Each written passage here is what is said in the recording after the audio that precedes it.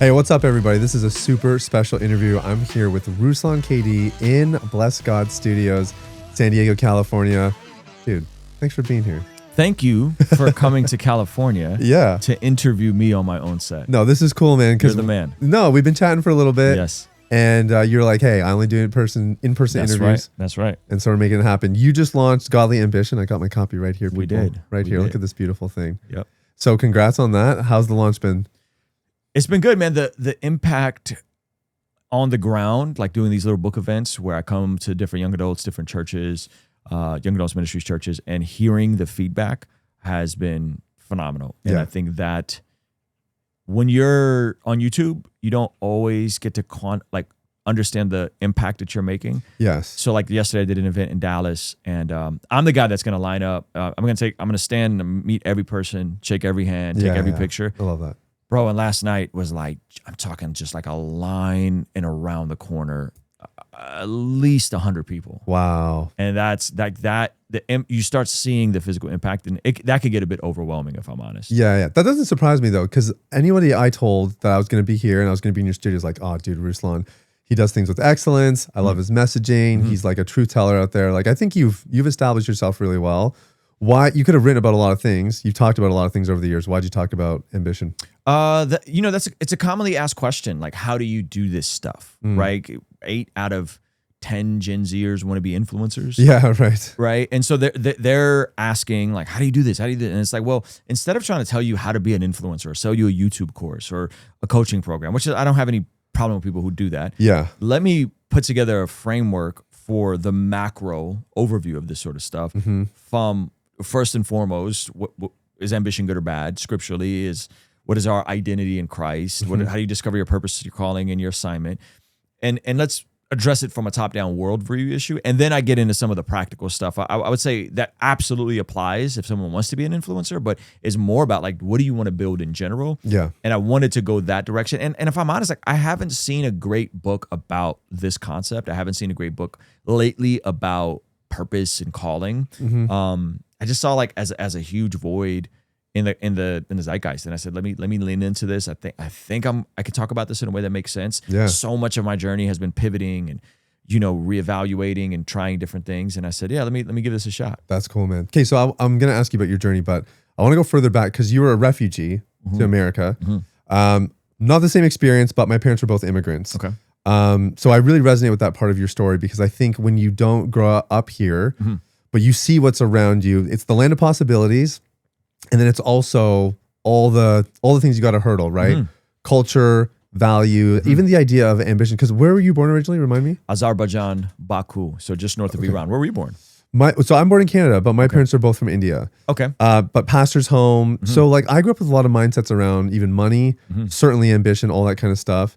Of like it's evil, it's bad, you shouldn't want nice things, all that stuff that you kind of go through. But I was also very ambitious. Like I always felt like I was born for greatness, going to do great things. So that's why I think this book is amazing. Did you have to work through that stuff as a refugee, or did you come in like kind of the hustle, like we're coming to America, we're going to make it, we're going to figure it out? I would say it's a similar paradox to what you had, right? Like you're coming from another part of the world. Yeah. So you see this incredible land of opportunity, and just on a very basic level, like housing, food, right? Like it is so different than Soviet Union communism. Yeah. And then you also have this like weird dark cloud over you of like, oh, you're never gonna get ahead, and like, oh, why should you try? And like, oh, it's just gonna suck. And then so it's like and both. Like I had both, and I had to detangle both. I also grew up within communism, like you have a very Marxist framework of the world. Yeah, true. Yeah, you see the world as oppressor and oppressed, and the good guys are the poor people who don't have anything, and the bad guys are the people with money and resources. Yeah. And you have a very simplistic worldview of these sorts of things. Yeah. And because of that, you're just not encouraged to pursue anything different, right? There's a path that everybody else has followed. Did you come here with your full family? Just my mother and my father. Okay. And then 6 months into coming here, maybe shorter, something like that, is around the same time communism fell, my mother and father's relationship and marriage fell apart. Dang. Yeah. So it was like everything back there is going crazy, and then my dad leaves. Okay. And you've also talked openly about dealing with essay, or being essayed rather, which is very much aligned with what we discuss here, because a lot of our listeners are dealing with sexual issues want to walk in integrity. Did that happen back in Baku or did that happen here in America? It happened initially. Okay, so the essay happened in America. Oh, okay. But I was exposed to porn before coming to America. I think we went to Moscow for like a couple months, couple weeks, maybe in a year. I don't remember exactly, but we had to like flee Baku, go to Moscow, and in Moscow, I will remember I couldn't have been no older than 5. Okay. I was watching American Ninja, my favorite movie. Okay. It was so nostalgic. That was my only concept of American culture, by the way, was Michael Jackson and American Ninja. So I'm watching American Ninja, and then this wasn't the usual dub that we had back in Baku. It was like whoever we were staying with, their version of the tape. Oh, okay. The movie ends, and a porno comes on. And just right into it. Yeah, and I'm there by myself, unsupervised at 5 years old, and it's just like I could still remember it till this day, and I'm exposed to porn at 5. 5 years old. Yeah. Sheesh. Okay, and then what's the story with getting essayed like that? That happened because you were still relatively young when you came over to America, right? You were 8 years old, 9 years old. Yeah, I was 6 when I came here. We get plugged into the Armenian Apostolic Church. I become an altar boy. Okay, it's awesome. I'm like hearing about God for the first time. Again, in communism, no God, no faith, no church, nothing. Like I don't remember anything about God or Christianity back in the Soviet Union. Okay, but here, that was kind of like the cultural hub. So I'm an altar boy. I actually really enjoy it. The wine couldn't be discarded, and so sometimes they would let the kids consume the wine, right? Because they view the wine as the blood of Jesus, right? Right. So there was a lot of perks. Weird that they allow it. They allow the kids to have at it. Oh yeah, because even though it's sacred and whatever else. Yeah. You can't pour it down the drain. Right, that'd be worse. Yeah. So give it to the altar boys. Give it to the altar boys. So long story short, there were some older altar boys. They're like 12, 13-ish, maybe 14. I'm like 7, 8.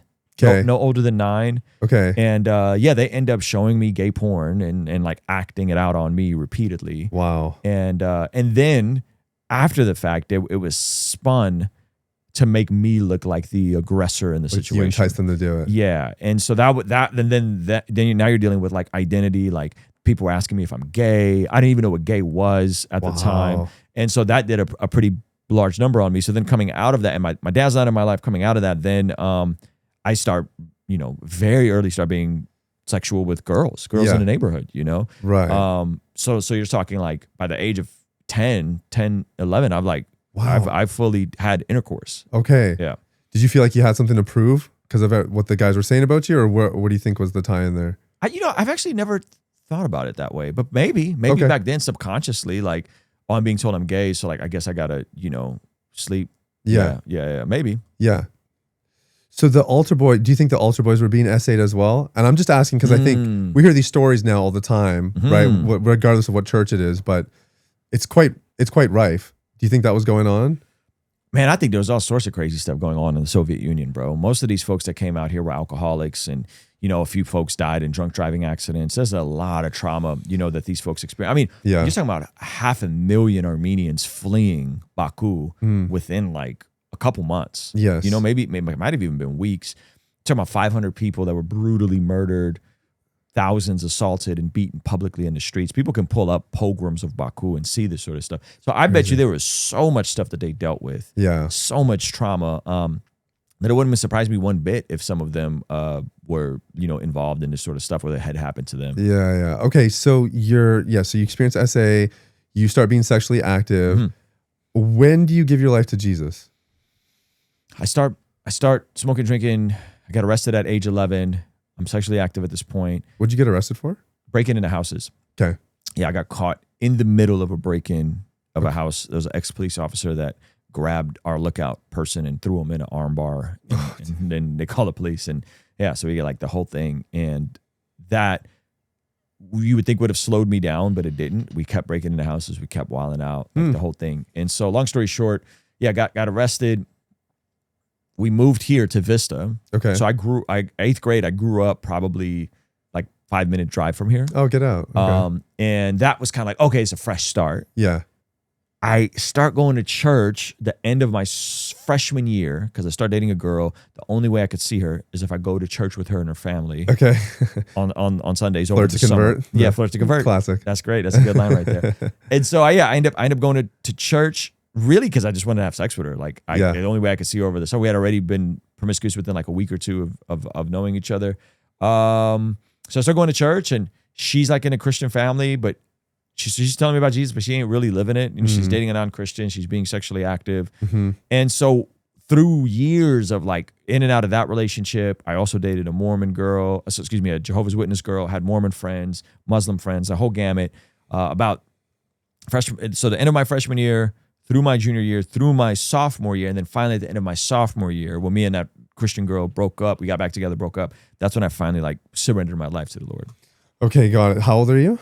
17. Okay. Yeah. Got it. So it sounds to me like you actually had ambition from a young age. It just maybe wasn't godly. Absolutely. Yeah. Even when I think about you were breaking into homes when you were 10, 11, you said? Yeah. Yep. So that's like, you obviously like, you had some sort of drive in you. Like you're not just sitting around being lazy and feeling aimless in life. Yeah. I wonder how much of that is like genetic versus environment. You know, Okay. My dad is a hustler. He's an entrepreneur. He was a smuggler. He'd bring in bootleg cassettes, bootleg electronics. So we had like a VCR. Like we were the only family with a VCR, only family with American media, only family with perfume that my mom would get from other parts of the country, furs, like random stuff that he would get her. Yeah.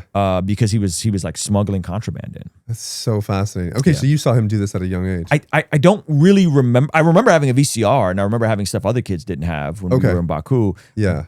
But he was in and out because the pogroms were flaring up in the late 80s. So he was in Moscow working and coming back every now and then. So I don't really remember growing up with him. Yeah. And when we came to America and we were living together for the window that we were living together, you know, he was like a cook at like the Donovan State Prison. Oh, okay. Yeah. So it looked totally different. Yeah. He hadn't gotten his business stuff off the ground. And now he got stuff. He had a business back in Moscow. He traveled back and forth and all that kind of, but I didn't really see that. So that's why I'm always curious how much of that is like hardwired in you. Yeah. Yeah. True. It makes sense. So you give your life to the Lord, and I can't imagine you thought, okay, I'm going to become a content creator and start a YouTube channel. What happens in between then and from you starting what you're doing now? I remember hearing about the story of David. David went to fight Goliath. David used the slingshot that was in his hand. It says in his hand. Moses used the staff that was in his hand. And so I was like, hey, I was doing music at the time. I had, some degree of influence. I'm going to use what's in my hand and start doing ministry stuff. So I started this little open mic ministry called The Vessel, where we would have an open mic. I was working at Pizza Hut, so I'd bring all the leftover pizza that folks like messed up their orders on. Yeah. We do a Bible study, give folks free food, and then do an open mic. Wow. And that was like my first like stepping into ministry, if you will. Okay, got it. How old are you then? It's going into my senior year. So, okay. 17, 18. Okay, that's cool. Yeah. When did you start the YouTube channel? Technically, the YouTube channel started in 2011 or 2012. We did this thing called Remix Wednesdays, where I was in a group called The Breaks. We'd release a song every single Wednesday that was a remix of a popular song. Okay. We did that for a year straight. Okay. So my actual Ruslan KD channel was that channel originally. It was hip hop. Yeah. Okay. And then, it was just music stuff, just kind of throwing it up. There's that and SoundCloud. Yeah. And then really locked in, I'd say probably 2015, 2016. Okay, that's cool. Yeah. So when you're doing the hip hop stuff, because I know like you're very entrepreneurial, I think it's very obvious, and you obviously wouldn't write a book like this or build your channel the way you have if you weren't. Were you entrepreneurial when you were doing music and that kind of thing as well? I initially thought of myself as like a purist, like an artist and like that. And then I think people saw that like, oh man, you kind of got the ability to like mobilize people and organize stuff. And like, I think you got something more in you than just being a creative. And it was actually a buddy of mine named TJ, I think I talk about it in a book, who gave me this thing called like the Indie Bible. And it was like this book for aspiring independent musicians. And he's like, man, I think you can do this thing, and that was like the seeds planted. My wife and I went through a debt-free journey. We were technically $100,000 in debt. Okay. And we ended up going through Dave Ramsey baby steps. So paying it all off in 18 months. Wow. Yeah. Okay. This is before YouTube. This is 2011, 2012. Okay. And that's when I get exposed to Michael Hyatt, a young early Gary Vee. Like Gary Oh, Vee yeah. was on Dave Ramsey, not cussing. Oh, wow. Yeah. Gary Vee was on Dave Ramsey? Yeah. That's how I discovered No Gary way. Vee. Yeah. He was either on Dave Ramsey or he was Entree Leadership, which is another Dave Ramsey podcast. Yeah. One of those two. So this is early, man. This is like 2011, 2012. Wow. And so then that got my wheels spinning on like, well, one, I understand that like, man, if I keep a budget and I'm tight financially and I'm wise, I could do pretty cool things, just hustling and earning more. But then I started thinking in terms of like mission statements and vision. And then I think what really sealed the deal for me was I actually read a book by someone who's a friend of mine now, John Acuff, who was with Dave Ramsey at the time, wrote a book called Quitter, how to go from your day job to your dream job. And that was amazing because I knew that, you know, I knew I needed to learn stuff. And the premise of the book was like, hey, if you're going to go from your day job to your dream job, like you got to be faithful at your day job now. You're not just going to be lazy and slothful and then kick it into high gear when you do your thing. No, you got to build both at the same time. Yeah. Okay, that's cool. Yeah, for me, it was The 4-Hour Workweek by Tim Ferriss. Okay. Yeah. Did you ever read that book? Yeah. I've never read the book, but Okay. I obviously heard a lot about the book. Yeah, I mean, that book changed a lot for me because one of the chapters is about fear setting. So you just write out what's the worst case scenario. Because at the time I was working full-time as a pastor and my organization was starting to grow, but I was really scared to make the leap. And then I wrote out worst case scenario. The worst case scenario was it fails. I rent out the house I'm living in. I live with my parents for a bit and drive Uber. Once I saw that, I was like, done. Yeah. I'm doing it 100%. Yeah. It's a similar concept in The Subtle Art of Not Giving an F. Right. Which is Mark like, Manson, I think. Yeah, right? Mark Manson. Like come to the worst possible conclusion if this goes wrong, and can you live with it? Yeah, it's really powerful, actually. It helps a lot of people. I think so. Yeah. I think so. Okay, so Acuff helps you kind of like, helps you lock in, I guess. You said 2015, 2016? Somewhere No, it's a around little there? earlier than that, like 2013, 2014. So I'm working at my church at this point. I worked at my church for 2 years. Okay. Did all the media, all the YouTube. Oh, okay. I preached. I led the young adults ministry preaching there. Okay. I did a lot in a 2-year window. Okay. And that was like boot camp for transitioning to do music full time, 2015. Oh, okay. And then, yeah, Acuff did an amazing endorsement for Godly Ambition, which is really a crazy full circle. full circle. moment. Yeah, I quote him a few times in the book. That's and cool. so, yeah, 2015, we're debt free. We have 6 months of living expenses. I get the sense that it's time to transition. And so I go full time with music in 2015. Wow. Okay, got it. And how, right. And then that's when you're dropping the weekly remix. Yep. Yeah, on weekly your channel. lyrics stopped. Then I started doing this thing called My Day as a Full-Time Rapper, which is like just Like a vlog kind of. yeah, like behind the Casey scenes. Neistat vibes. Yeah. Okay, got it. And why did you start to pivot towards not music and more commentary and the kind of content you're doing now? Well, one, I had the time to because I wasn't just working a job and doing music on the side. I was doing music and then doing YouTube on the side. So I kind of always have like a side thing that I'm building up, right? So one, I had the time to. Two, I knew that the ideas I had that I wanted to share with other people weren't the best. The music wasn't the best packaging for them. It's very difficult to like write a song about godly ambition that's a rap song in 3 minutes. It's very difficult to talk about getting out of debt in a rap song. Right? Like it's either creatively impossible or it's super corny. Yeah. And I knew that music wasn't the vehicle for that, but those are the things that like God just was kind of stirring on my heart more and more. It's like, yeah, like I think people need practical resources and frameworks to move ahead in these areas. Okay. So you've also talked a lot about like your experience with SA, which we already touched on a bit, but how it affected you later on. Where does that journey coincide with some of the stuff we've talked as far as you like quitting with pornography and all that kind of stuff?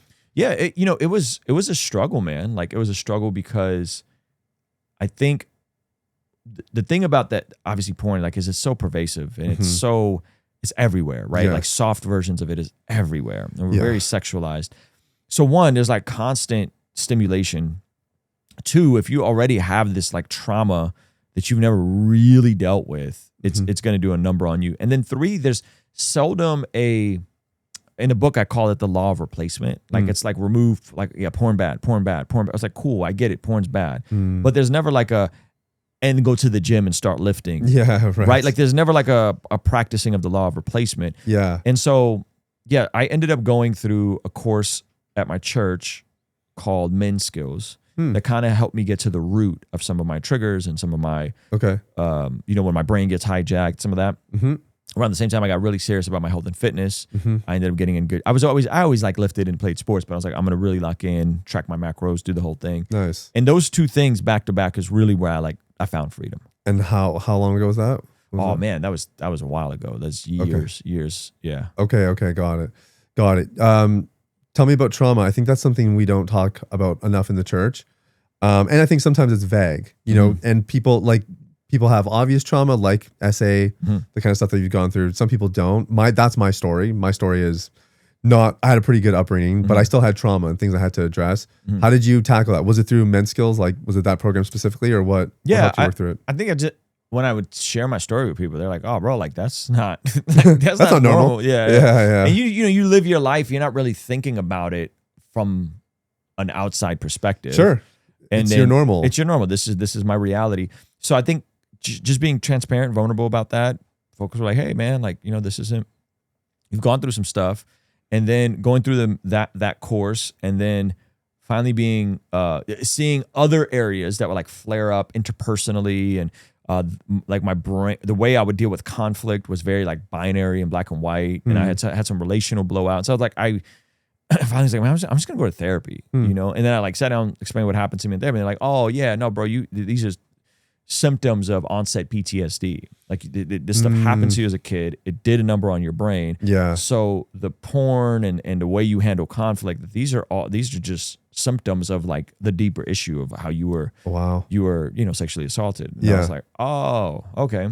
So what did your therapist do with you that was valuable? Like talk therapy or modality? Nothing. He was a noob therapist. He didn't do anything. Oh shoot. Okay. Nothing. It was I didn't end up getting like my therapist now, Dr. Rudy, until years later. Okay. Maybe a year or two after that. But you know what it was? It just gave me language. Like it gave me language to know like, oh, it's okay. Like I'm broken, but at least I know why I'm broken. And that I'm not like this degenerate who doesn't want to be whole. I want to be whole. And it gave me an understanding of why I was the way I was. And then honestly, like then it became into it wasn't like super spiritual.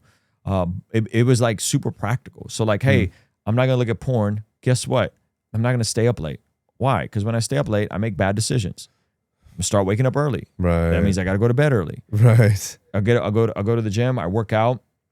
My testosterone is getting a release through strength training. True. And now I have something to channel it to, and I'm carving myself into a different version of myself. Yes. So it all just kind of came together. And so with practicing the law of replacement, the patterns, and not to say like as a man, like I still deal with like, oh man, it's a pretty girl, I might take a second there, but the pattern and the practice of the sin just kind of fell away. Yeah, it's like it's there, but it doesn't have the pull that it maybe used to. Yes. Yeah. So you hit on something earlier, and even what you're talking about now, that I'll back up with some data. So they did a study with 3,000 people. They call it a multivariate analysis. And they're basically trying to compare, is there anything that predicts whether or not somebody will struggle with pornography or whether or not they'll watch? And they found that there was one thing that rose above it all. And it wasn't trauma history. It wasn't relationship dysfunction. It was meaninglessness in life. The less purpose somebody had in their life, the more likely they were to watch pornography, which makes sense to you and I. It's not something you'd expect out of a study, right? But I think it's why like your book is so important. Because when I started helping guys quit pornography, I didn't realize how much purpose was attached to this. But you give a man purpose, and all of a sudden the cares of the world, they don't have the same kind of pull that they used to. And on the flip side, we've helped over 1,000 guys quit porn, and most of them go on to do something more ambitious. Whether they get a promotion at work, they show up more at home because they didn't before. A lot of guys starting a business, stepping into ministry, doing those kinds of things. So that's why I'm really excited now to dive into a little bit of the ambition stuff. Can I start asking you questions about that? Yeah, for sure. And again, you're saying that there's data to support, which I've never looked into, but just like I think what I knew on an intrinsic level of like the law of replacement, like go build something. And if you find meaning and purpose in building something, oddly enough, the other destructive aspects in your sin will fall away. Yeah, for sure. Especially because the message of pornography is that it's all about you, right? You become so selfish. So when you find purpose, something bigger than you, it kind of just makes sense that pornography wouldn't pull the same way as it used to. Yeah, that's good. Yeah. So tell me a little bit about ambition. What are the biggest blocks that Christians face when it comes to stepping into ambition and even stepping into purpose like we're talking about? Well, I think we have two extremes. In the world, ambition is everything. And so you got the hustle bro culture, you got to work 18 hours a week, and hey, if someone's not serving you, you cut them off, like that mentality. which I think is harmful and destructive. Yeah. In the church, we have like ambition is demonic, ambition is evil, right? Like you're supposed to be poor and suffer, and man, the apostles were all martyred, and like they all were persecuted, and you take out the context and the historical reality. They were living under Roman occupation in an anti-Jewish environment, right? And now they're this new sect called the Way. Yeah. Not our reality in America, not our reality in the West, right? So you're talking about their context. Now you're projecting that on Christians in the West, and that's just not our reality. Like we're the church that's blessed and flourishing and can be a blessing to other folks of the world that aren't, that are struggling. So I think one, like just reorienting that and saying, hey, like ambition is, it's not everything, and you shouldn't make it your North Star. Selfish ambition is actually bad for you, because anyone that's ever done business, started a ministry, nonprofit, a collaboration with someone that's extremely selfish, those people don't get that far ahead, right? And so godly ambition is actually the framework that allows you to go after your goals and your dreams without losing your soul. Should all Christians be ambitious? I think so. I mean, Paul, so there's two words for ambition in the New Testament. Whenever it says selfish ambition, I think it's 4 times. It's in James, it's in the Philippians. The word selfish ambition is edithia, which is like a selfish clobbering. I would say it's like 50 Cent, get rich by any means necessary. Get rich or die trying. Like it's like that degree of ambition. Which is selfish, which is forbidden. You shouldn't be that way. Right. It actually kind of sounds like what pornography does to you. Like why somebody would even keep chasing pornography. It's from that place, right? That's right. And then there is what I call godly ambition. And here I'll pull up the Greek for you since we're here. Yeah, let's do it. So this is from 1 Thessalonians 4 is where I first discovered it. Yes. So Paul uses this word. So he's writing the church in Thessalonica. They're experiencing persecution. They're going through it.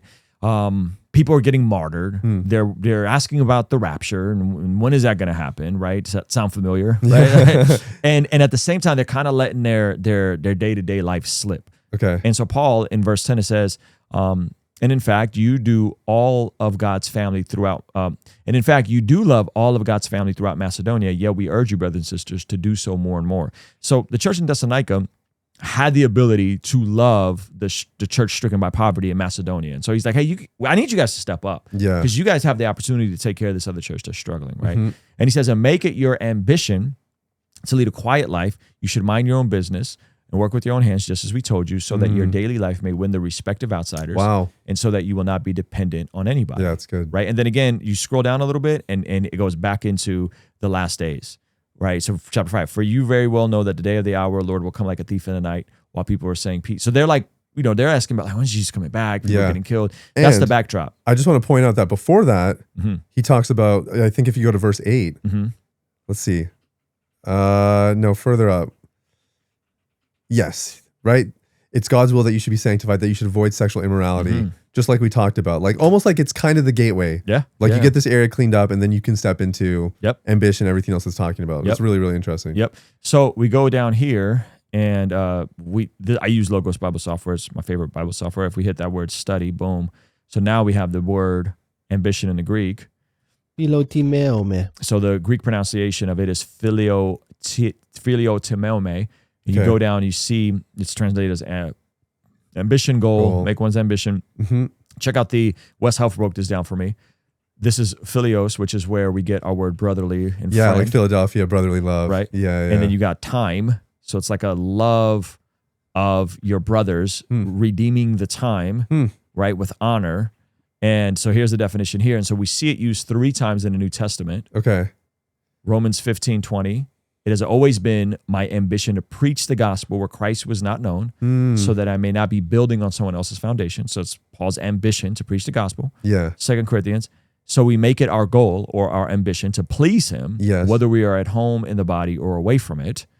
And then the verse we just went over. Yeah. So this is a totally different word for ambition. Yes. He's using it to preach the gospel, to do what pleases God. Yes. And to live a life that's quiet, working with your own hands, minding your own business so that you won't be dependent on anyone. It's interesting looking at the etymology. Do you mind scrolling up the etymology here? Because absolutely. The time part is really fascinating to me because this is something we're working on building a second division of our company, which is because we help guys quit porn. And then a lot of them say, hey, like now what? What's the next thing? Because they have all this energy and they have all this time back. So we've been surveying our clients and we were asking them like, hey, once you finish our program, where else do you want help? What other issues do you have in your life? One thing that comes up again and again is productivity, time management, habits, that kind of thing. I know this is something you spent a lot of time just like perfecting in your own life, or maybe it's not quite the right word, but really focusing on. Tell me about that part. How much does somebody who wants to be ambitious step into their purpose? How much does the way they manage their time matter? Oh, I mean, listen, the average American is spending 7 hours a day passively consuming media. 7 hours? 7 hours a day. We're not talking about work. Right. We're not talking about education. We're talking YouTube, TikTok, Instagram, Netflix, Amazon Prime, doom scrolling, and just being entertained. So we've already entered the era of the hyper consumer. Like we're here. Oh yeah. Right. So that's almost 50 hours a week. It's insane. Yeah. Now it's like, well, why can't you get ahead? Why can't you save no money? Why can't you? It's like, well, you're spending 50 hours a week doom scrolling. Like, how do you think life is gonna go? Right? Yeah. So I have a chapter in there on defeating distraction and just simply saying, hey, like we have to remove some aspects that are keeping us distracted, and everyone is clobbering for our attention. The algorithm is made to keep you on the platform as long as possible. Yeah. And so, I think one, just saying, hey, well, maybe you cut that down from 50 hours a week to 25 hours a week. What if you just cut in half? Yeah.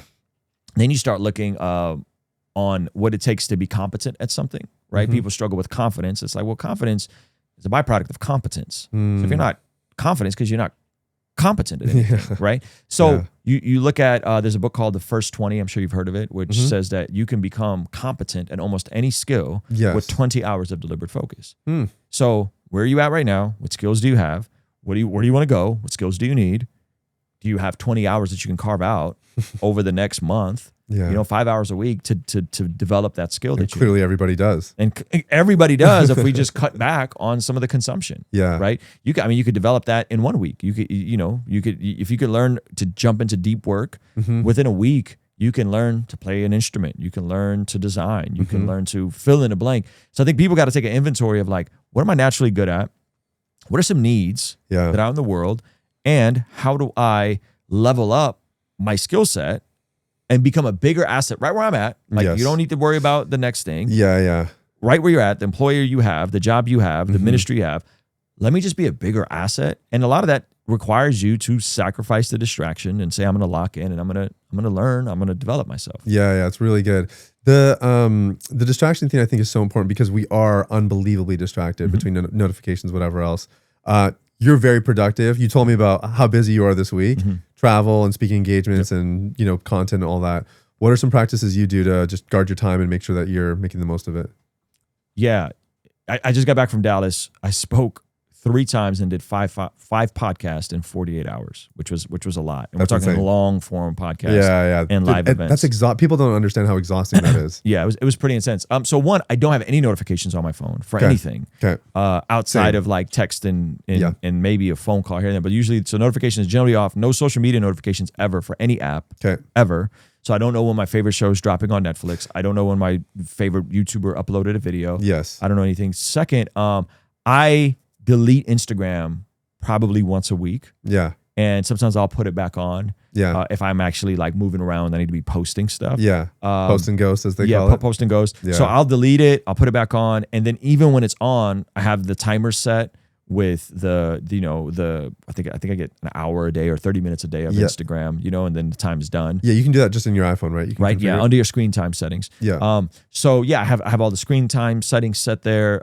So one, I highly limit the amount of time I'm spending on social media in general. But the phone specifically, which I think is really important, right? Because we do this like when people join our community, we talk right away about optimizing your tech.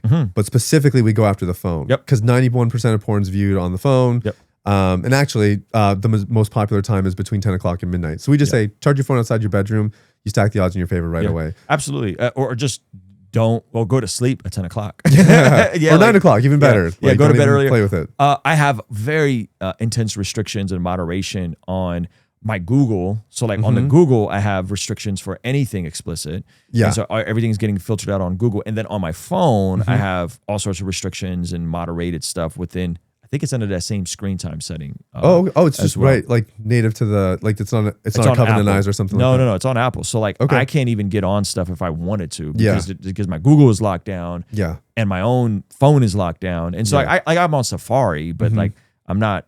I have my time on Safari is very limited, so I run out of time on Safari, and it's like, oh, okay, it becomes more of a hassle to just keep trying to stay on the internet than to just be like, okay, I'm done. Like I got my fix for the day. I'm done. No, it's really, really good. Yeah, I'm a no notifications guy as well. I think it goes a really long way. Yep. What do you do in the mornings? Mornings, I try to, I do my best to scripture before screen. Okay. Sometimes that might look like scripture on the screen. So before I go to check my email or check my text messages, I'll have, ideally, it's in a physical Bible, but I'll just have my little verse of the day. Yeah, and so it's good when you're traveling and that kind of thing too, right? Yeah. So I know, okay, at least I'm getting the word in front of me first and foremost. Yeah. When I'm home, what I usually do is the night before, I'll lay my Bible out on the kitchen table, and so I wake up, I go, I'm getting a drink, and I see my Bible out. So it's like you see a Bible, that's a visual cue. Sit down, read a chapter or two a day, write in my prayer journal, or I'll go on a walk, and I've been voice noting journaling lately, which has been really cool. Yeah. So just kind of process everything that's Verbal on your processing. brain. Yeah. And then that usually ends with like the last third of that is just prayer. And so I'm either prayer journaling or walking and processing and praying. So we get an hour a day, at least a chapter a day.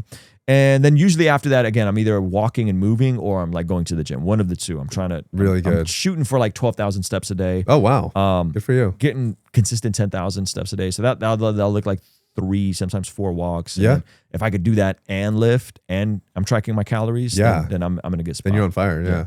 Yeah. Where do you get your ideas? On walks often, sometimes in conversations. I like driving. I don't get to drive much because I don't got to go anywhere here, but like a trip like I just went on, there's something to, I would say like a good disruption to routine. I'm waking up in a different place. I'm going, I'm meeting, I'm seeing. So I get a lot of really good ideas when I'm traveling. And just a disruption in routine. Yeah. I'd say there. Yeah. Yeah. Okay. So for people who are maybe trying to take that first step, I think we've talked about that a little bit. I think this is based on just what I've experienced so far, just being a business owner for a couple of years now. I think it's actually much harder once you get momentum to figure out how to steward that well. Like I remember, like our business scaled pretty fast. We hit 7 figures in 2023. That was my second year doing it full time. It grew really fast. And I remember I was actually like, I wanted to just give everything away because that felt easier than figuring out how to steward what God was building in the community and in the company and everything else. Do you ever experience anything like that when things were on the up for you? Yeah, I would say like because what we do is very Christian. Yeah, Christians tend to be very entitled to stuff, and so even entitled. Talk about that. Yeah, so like it's like, hey man, the gospel should be freely given, and it's like yes and amen. Like the gospel should be freely given. Yeah. My prayer journal or our 60-day devotional or my book is not the gospel. Oh, you mean for charging for stuff? Yeah. It's like people saying like, why are you doing that? It should be for free. Yeah, a Christian t-shirt, a Christian we get hoodie. that all the time. Yeah, like that's not the gospel. That's not, like you're not entitled to a seminary degree. Yeah. You're not entitled, I'm a big, like I love study Bibles. It's like $100, $150 study Bible. Of course. Just because you believe in Jesus. It costs somebody money to make it. Yeah, like just because you believe in Jesus, you're not entitled to a really nice study Bible for free. This is not the gospel. This is a beautiful study Bible with amazing commentary and so on and so forth. So I think people conflate that often these are supplements and they're not the sustenance and not the actual gospel. And then if anyone that's selling anything slightly related to it, whether it's a conference, whether it's a book, whether it's a journal, whether it's a t-shirt, you're bad. Yeah. Really, really interesting. So, when did you start doing, like, did you have to work through anything to start monetizing a product or even monetizing what you're doing at all?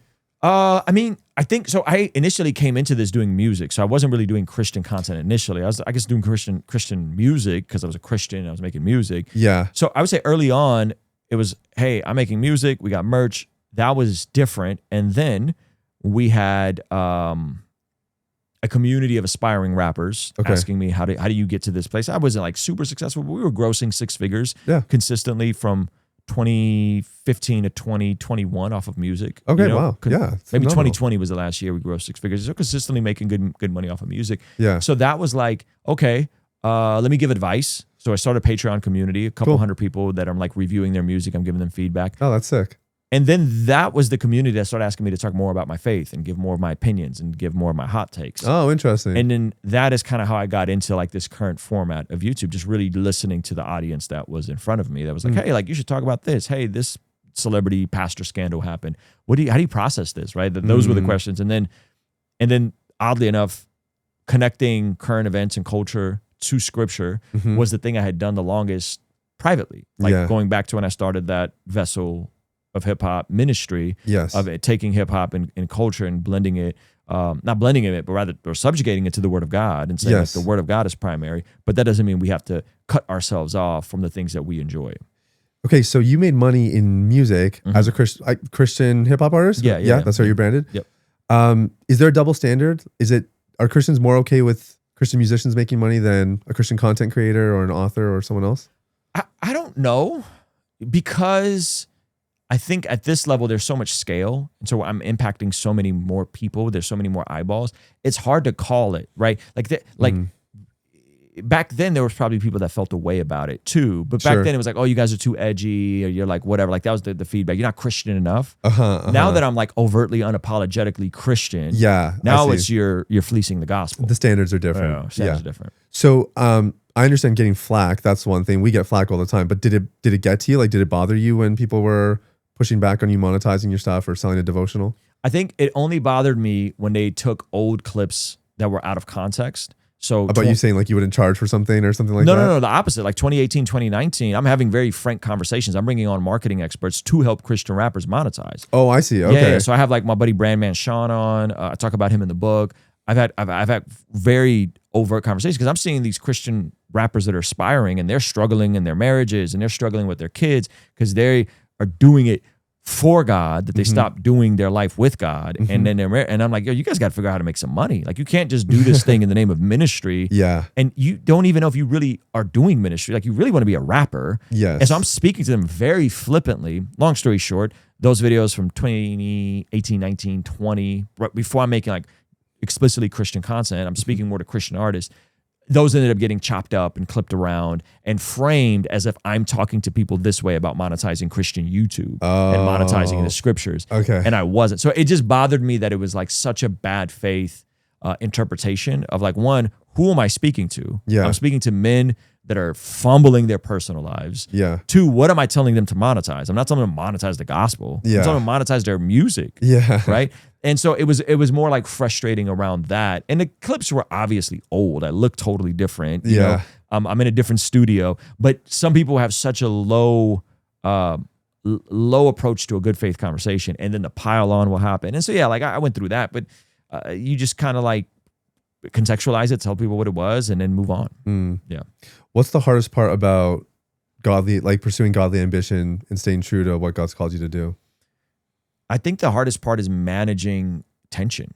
Like there's tension that we all get to manage, whether that's managing seasons that are busy with family time, right? And understanding that, hey, sometimes you got to put your head down, you got to work. Right? Like you got to work for a season. Other times you got to take your foot off the gas and you need to be home more. Right? I think that management is probably the hardest, because when you have all of the time, you don't typically have the external motivators of a wife and a kid that's depending on you. When you have a family, you have those external motivators, but you don't have the time. Managing that tension is tricky. How do you know what season it is? Like if it's a season to blitz versus a season to rest and be at home? Well, the conversations with your spouse, I think first and foremost, right? Anchored on prayer. Like you got to be praying and you got to be self-aware and you got to see what does God seem to be breathing on. Two, conversations with your spouse. Like if your wife has a newborn, like it may not be a blitz season. You know what I mean? Like we're about to have a baby in November. I'm not doing any traveling from November, December until the end of January. Like no traveling. And even when I get back to traveling, I'm not doing these like 4 or 5 day things every other week. It's like one a month, maybe one every other month, you know? So I would say, I think communication, understanding like there are going to be grind seasons, but then there needs to be seasons of just slowing down. Those grind seasons might be long. Like when I was getting my YouTube off the ground, like my wife understood and she was okay with me working, 6 days a week, really put my head down, sometimes 10, 12 hours a day, same here. When we launched Deep Clean, it was the same deal for a couple of years, and she understood what it was, and she was really supportive.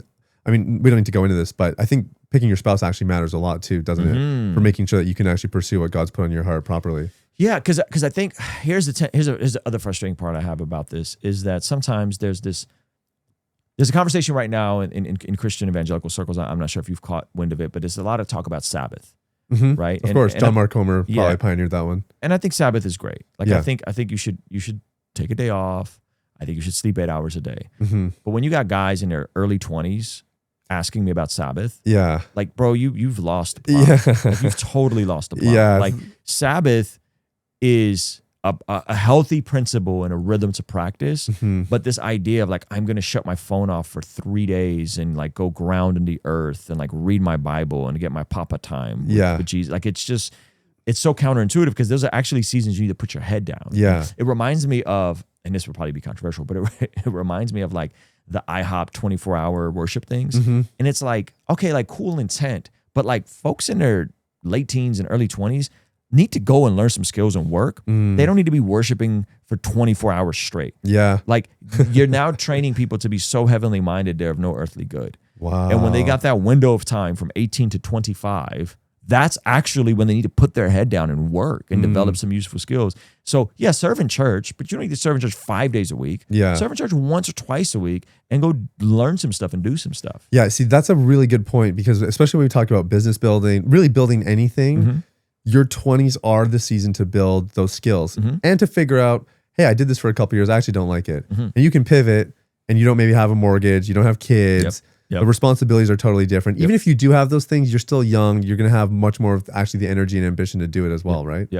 In 1975, 1 out of every 2 young adults, okay, so 25 to 34, reached the 4 pillars of like traditionally growing up, or what they would call adulting. Okay. They were working full time, they were married, they were moved out, and they had a family. Wow. 1 out of 2. 1 out of 2. In 1975. That's only 50 years ago. Yeah, it's only 50 years ago. You want to know what that number is now? 1 out of 4. Wow. 1 out of 4 folks who are 25 to 34 today. Wait, 25 to 34? Yeah, that's what's considered a quote unquote young adult. Yeah. 1 out of 4 have hit those 4 traditional pillars of moving out, working full time, getting married, and having kids. 1 out of 4 today.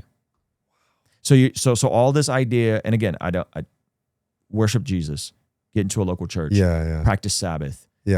But all of this stuff of like, hey man, I'm gonna do this stuff when it's like, bro, you gotta get ready because it's getting harder and harder to earn. It's getting harder and harder to provide. There's also the easiest time to make money, but it's also very difficult. You know, in the 90s, if you were average and you were part of that bell curve, that was just like that, those folks right in the middle, you can get married, you can have a family, you can buy a home.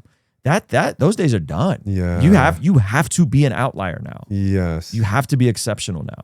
Do you have any opinions about people going to university for that approach? I think university right now is generally unhelpful for I would say for most people, unless you have something very specialized that you need a university degree. Like doctor, lawyer, engineer. That sort of stuff. Maybe you have a passion to be a professor or something like that. I think that's different. But I think generally speaking, you're probably better off apprenticing somehow. Probably better off doing some sort of internship, developing some hard skills. I think a lot of people, I mean, I don't know if you guys have TaskRabbit in Canada, but a lot of people are sleeping on TaskRabbit. An equivalent, Yeah, so you can hop on and like people can pay you to assemble their IKEA furniture at $60 an hour, $50 an hour. You do that a couple times a weekend and you're going to make more than you do at your job, you know, and you're doing something with your own hands and you're learning communication and you're learning customer skills. A lot of folks go on TaskRabbit, then build their own clientele off of TaskRabbit. They just use the platform to get the leads. Of handyman work and people repeat customers and all that sort of stuff. So like, I think there's so many other things that people can do that are a bit more specialized. I think this is the resurgence of true collar jobs and blue collar jobs. 100%. You know, especially with AI replacing so many of the white collar. Yeah, man. Yeah, because the idea was like, oh, that stuff's gonna get automated. We're gonna automate the truck drivers and the plumbers, and it's like, no, opposite, dude. It's the total opposite. We're automating copy, creative, all that sort of stuff through AI, and then you really just have an AI stack that just makes you more efficient, and then all the blue collar stuff isn't getting automated. Yeah, it's funny actually. On the flight here, I sat beside the first head engineer of Google, He got in at like Interesting. 2001, I think he said. Uh-huh. So, dude, I was picking his brain like the whole flight, Yep, just yep. asking about early days of Google. I asked him what he thought about AI. He said exactly what you said. He said AI will replace jobs, but more specifically, it will actually just make people a lot more efficient. So you have to show that you can use AI, and you have to show that you can be creative, because creativity is the main thing that will separate you from machine learning and everything else. And he said most people today don't know how to be creative because they haven't been taught, or they haven't even been given the permission and the reward to be creative, to think outside the box, because that's kind of the education system, right? Like they try to make you into sheep, follow the system, go through, become an employee, and they would never teach you how to be godly ambitious or anything else like that. Yeah, and not to mention, like I take real strong issue with the indoctrination that happens at a lot of these colleges. For sure. You know what I mean? I the think, colleges especially, yeah. Yeah, like and some of that's our fault as like Christians and conservatives, like fleeing the institutions. You know, I think some of that is our fault. Some of the I would argue like the evangelical and fundamentalist convergence of like a lot of fundamentalists just like, no, the world's bad. So like we're going to flee the cities. We're going to flee the institutions. We're going to flee the universities. Yeah. And what do you get? You get just like overt Marxism. Yeah. You know, you get overt like brain rot. Yeah. And that's where we're at, you know? So I have a 10-year-old and I got a 4-year-old. Like I probably don't want them to go to college. Yeah. Like, is that weird to say out loud? You know, like I wouldn't mind them going to like a good Christian university if they wanted to. Yeah. But that would just be more like for experience. Like, Yeah. it's not because it's going to make you more competent. Like, it's just like, you just want to go have the college experience. And I'm like, okay, this is safe enough where you're not going to completely derail. go off, derail. Yeah. Yeah. Because I guess by the time your oldest is college age, I have to think that people aren't going to college nearly as much, even as they are right now. Yeah, it's already on the decline. I'd hope so. And I don't know how it is in Canada, but like, bro, our college debt and student loans are federally insured here, which means that say you go to college and say you rack up $100,000 in debt because you want a film degree. Right. Okay. Everything collapses in your life. You go bankrupt. Yeah. You cannot get rid of that $100,000 in student loan debt. That is you will always owe that. That is forever with you. 100%. Yeah, it's the same way in Canada. Yeah, and I think that's absolutely predatory. Yeah, because you got kids that are 18, 19. They don't know what they do they don't know what they want to do with their life. They want to go to out-of-state school. Yes, they're racking up hundreds of thousands of dollars of debt that are federally insured. Yeah, picking nonsense degrees. Yes, and that's forever going to stay with them. Yeah. Well, I have a friend who's a Wall Street lawyer. And he got a little bit lucky. Like he got a pretty good break outside of college as soon as he was graduated. But he said he has classmates that have multiple six figures in debt, and they're making like $50K, $60K a year because that's the only work they can find. So even those jobs, like it's not necessarily guaranteed that you're going to be making bank and you're going to be able to pay off your loans and do everything right away. Yeah. It's crazy, man. So it's like, again, from one standpoint, you see all the opportunity. It's never been a time like this to be alive. We're more interconnected through technology. At the same time, you know, Daniel Priestley has this point that he keeps making of like, man, this is the era of the hyper consumer and the hyper creative. And if you can learn to create before you can consume, like a daily, some sort of structure, like always just create first before you watch something. Yes, if you can create that, I think you're already ahead of most people. Wow, interesting. Yeah, it makes a lot of sense. So for somebody who's listening to this, they're feeling inspired, they want to be a little bit more ambitious, maybe they even want to take some next steps. Where do people start? And maybe one question kind of underneath that is, how do you know what's godly ambition versus your own ambition? Yeah, I mean, well, one, I would hope they would pick up the book and read the book and get an Audible. I wrote it myself. I didn't get a ghostwriter. Yeah. I did the Audible myself. So one, awesome. I would say start there. Yeah. Worldview is key. Like what you believe about yourself, what you believe about the world, what you believe about God, I think is like foundational. Yeah. And so I think we got to start with that. Like how do you look at the world, right? And some of that might require you to retrain your own mind about how you're viewing these sorts of things, right? So I think one, worldview is key. That's why the first couple chapters is just like ambition is good. It's not evil. Godly ambition specifically.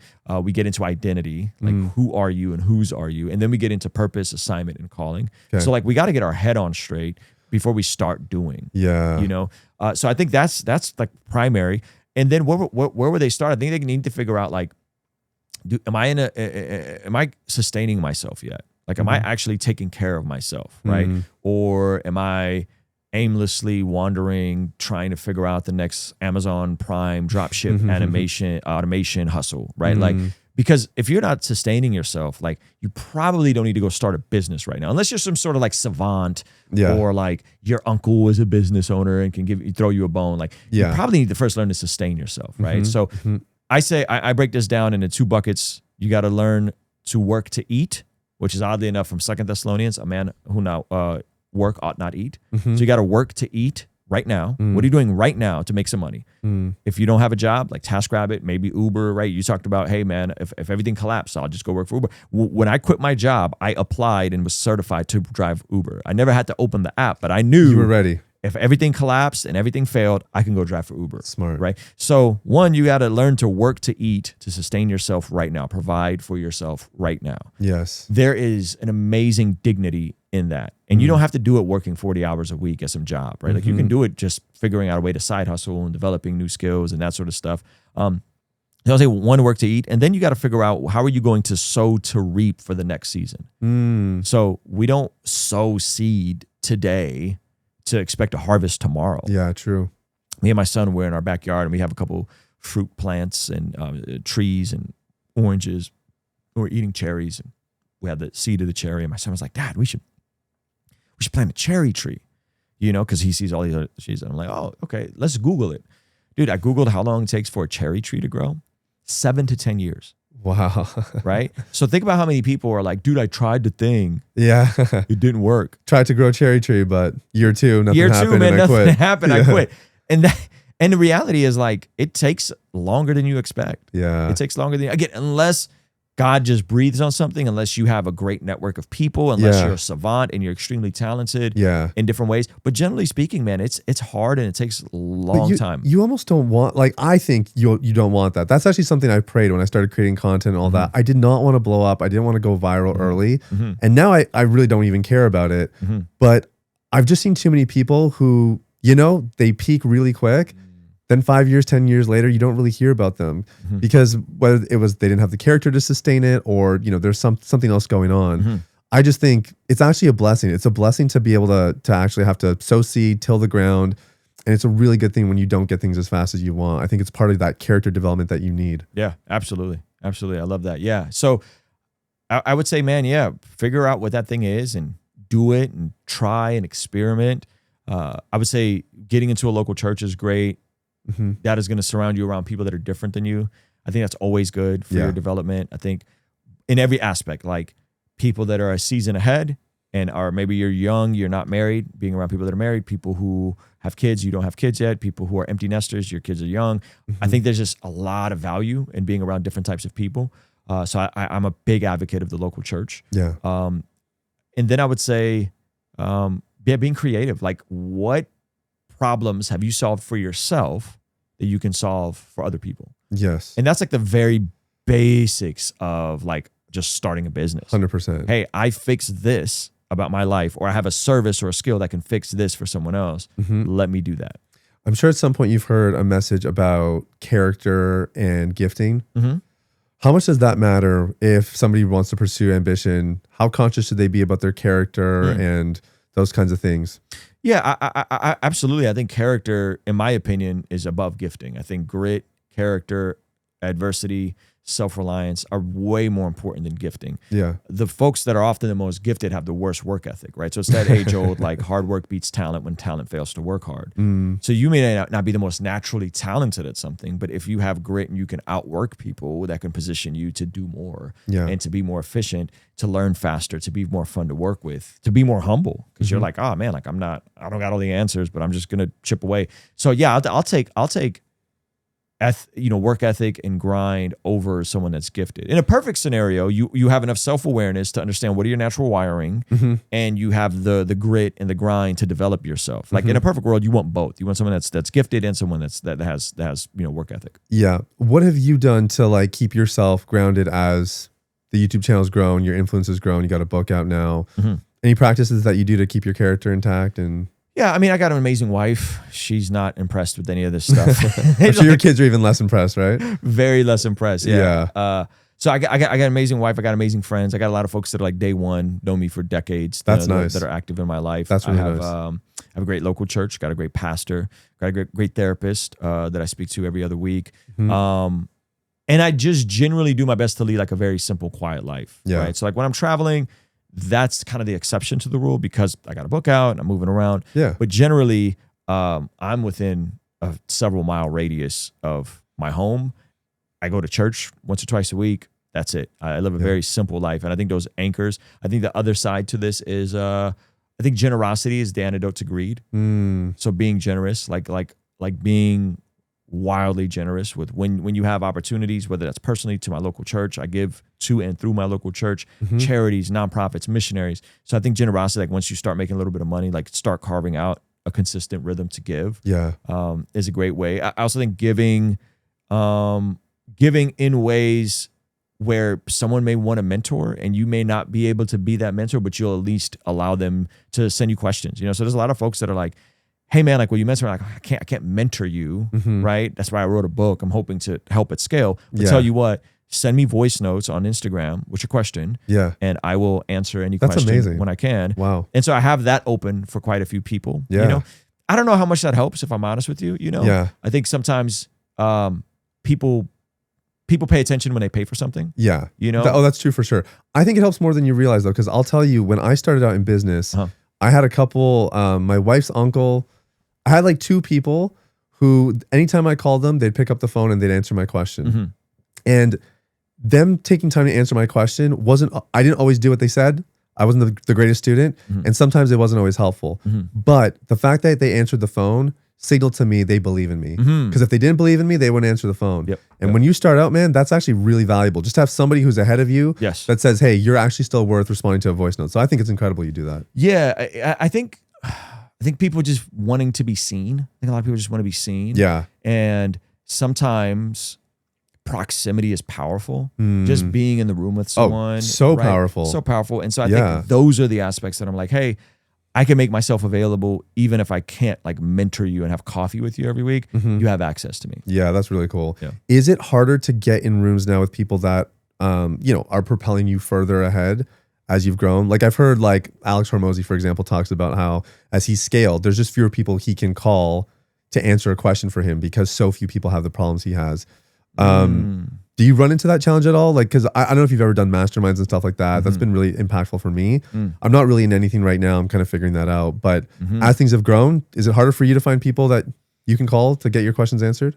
That's a great question, man. I'm so spoiled. I've always had relationships with amazing people. Cool. So like, I mean, like me and Dallas Jenkins are friends. Oh, cool.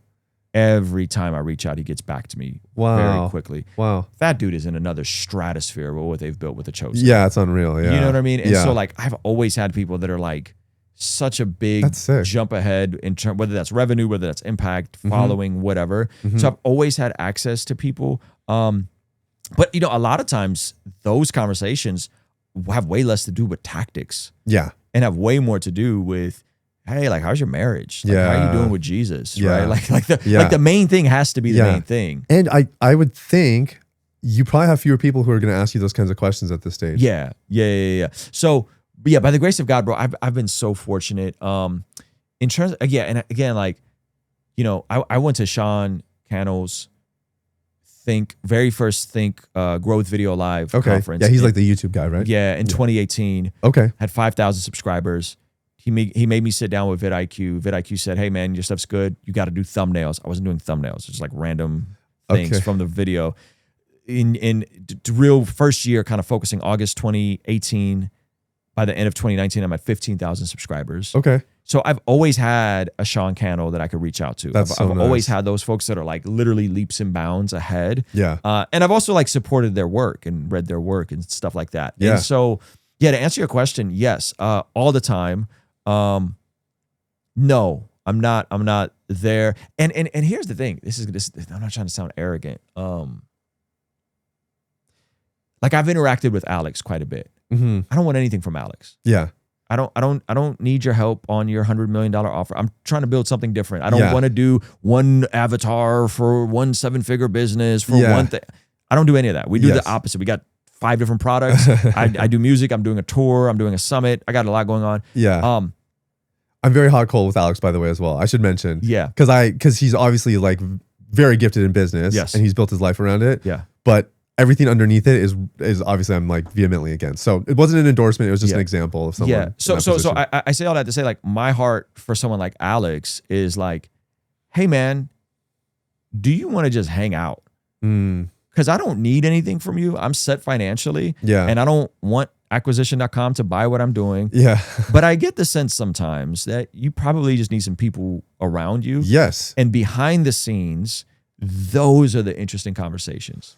100%. You know what I mean? So 100%. there's folks that, like, I have never asked to come on my podcast, but they're massive high profile people that come over for dinner and just want to spend time with me and my wife and our kids. Yeah. Right. Those are the things that, like, it's less about me wanting something from them and more about me saying, hey, I'm available. You're going through big problems. I don't know what you're going through, but just know that I'm here and we probably can learn way more from each other just being in a relationship than this weird, like, can you give me wisdom? And even that, again, I think some of that just kind of feels a bit transactional. It is super transactional. Yeah. And even people would be surprised in the Christian content creation world, just the Christian world at large, how quickly things become just transactional, right? Back and forth. People don't realize that. Yeah, yeah. And I've just in the Christian YouTube space, that hasn't been my experience, in the sense that, like, the folks that helped me a lot, whether that's Sean Cannell, whether that's Alan Parr.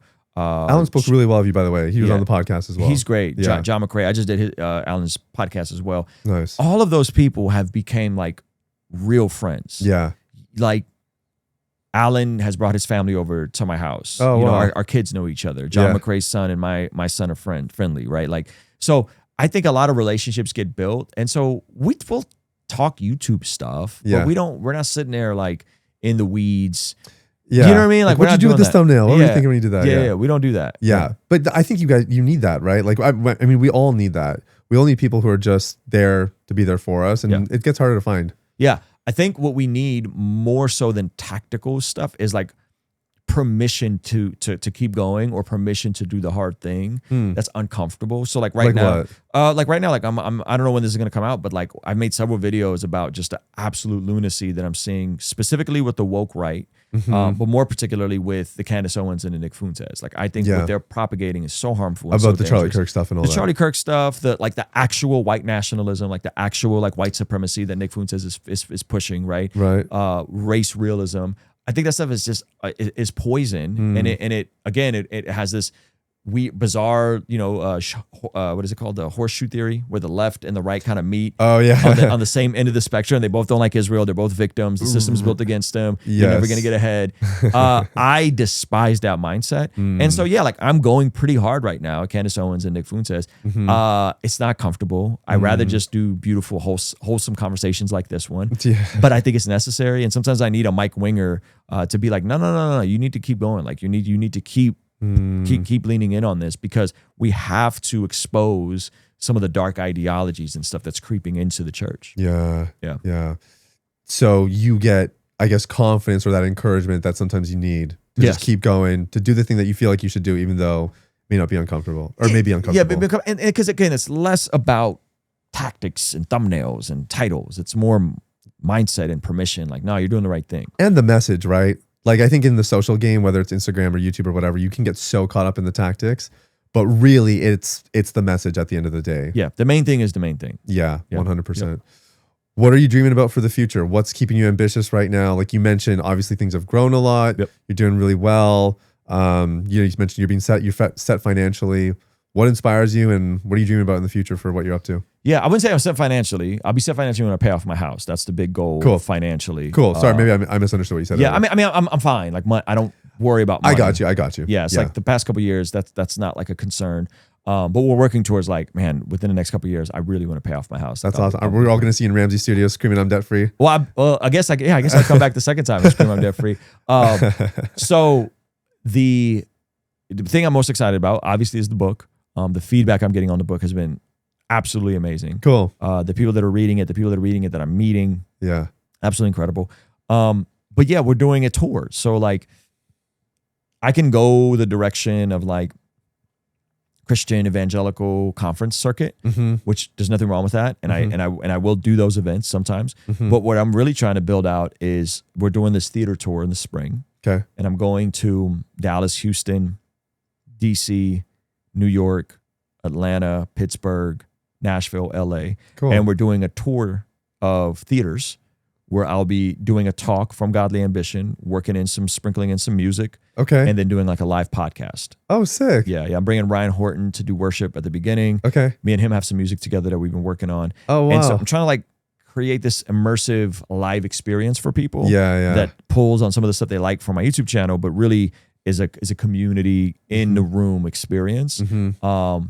And it's not a conference, because conferences are really hard to put on. We're doing our second annual conference. Yeah. And they're just so hard to put on. You got to charge more for them. You're at a resort. Yes. This is at a way more, affordable price point for Yes. the average person to be able to come out to something like this. And so, yeah, that's what we're working on. That's sick, man. And I think in the day of AI and everything like that, like a really high quality in-person experience, you can't go wrong. You can't beat it. Yeah, I didn't even think about that from an AI standpoint. Oh, 100%. I mean, even us, we're doubling down on retreats, like anything, like local meetups, anything we can do to just get people breaking bread together, because the online stuff is amazing. I just know with AI and everything, people are just going to be craving something that's really authentic more and more. Yeah, taking people deeper. Yeah, exactly. Yeah, so that starts March 21st. We're in Dallas. No, sorry, March 21st, we're in Houston, House of Blues. And then we're doing Dallas the next night. And then I think every other weekend we go to another little region and fly and drive to two venues. We had 2 venues and come back. That's sick, man. Yep. That's really cool. Okay, the book is called Godly Ambition. It's already flying off the shelves. Make sure you get your copy if you haven't. Look, I want to just speak really specifically. If you've made it this far into the conversation and maybe you have a struggle with sexual sin, we talked about this earlier. When you really pursue purpose, maybe you don't even know what your purpose is, all the more reason to get this book. But this is intricately tied with walking in integrity, walking in freedom, and abstaining from sexual sin. I want to encourage you guys. This could be a lifeline. And maybe you don't need my book. Maybe you don't need the book that helps you get free of pornography. Maybe you just need to find more purpose. Godly Ambition, man. Can't recommend it enough. Ruslan, thanks so much for your time, man. Bro, thank you so much, man. This is a pleasure. Appreciate you.